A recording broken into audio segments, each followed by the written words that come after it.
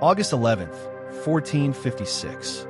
John Hunyadi, the warrior who just saved Christian Europe, lay dying of plague in his campaign tent. 3 weeks earlier, he'd done the impossible. He defeated Sultan Mehmed II and his massive army at Belgrade. The bells were still ringing across Europe in celebration. But Hunyadi would never hear them crown his son Matthias as King of Hungary. His watch was ending, not from a sword or arrow, but from plague, the invisible killer that even legends couldn't fight. Trained from a young age to be a commander, Hunyadi understood something other European commanders refused to see. You had to fight Ottomans with Ottoman tactics. In 1443, he did the unthinkable, a brutal winter march deep into Ottoman Bulgaria. He crushed their forces and forced Sultan Mehmed II himself to the negotiating table for a 10-year truce. Europe had finally found its champion, but the Ottomans wanted revenge. The truce lasted barely a year.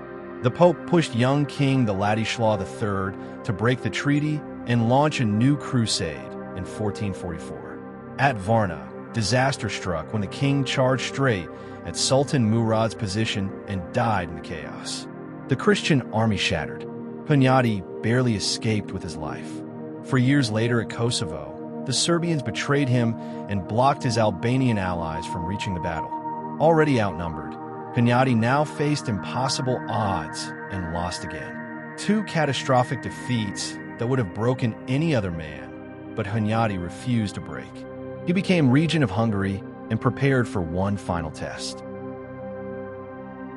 July 1456. Sultan Mehmed II, the conqueror of Constantinople, arrived at Belgrade's gates. His army stretched to the horizon. Massive siege cannons pointed at the walls. Hunyadi, now in his 50s, joined forces with an unexpected ally, thousands of peasant crusaders, ready to die for their homes. On July 14th, they smashed through the Ottoman blockade on the Danube. A week later, they did the impossible. A desperate nighttime assault. They stormed straight into the Ottoman camp.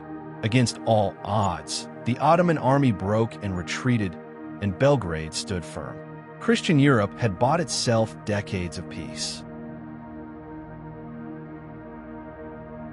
3 weeks after his greatest triumph, plague took what Ottoman swords never could.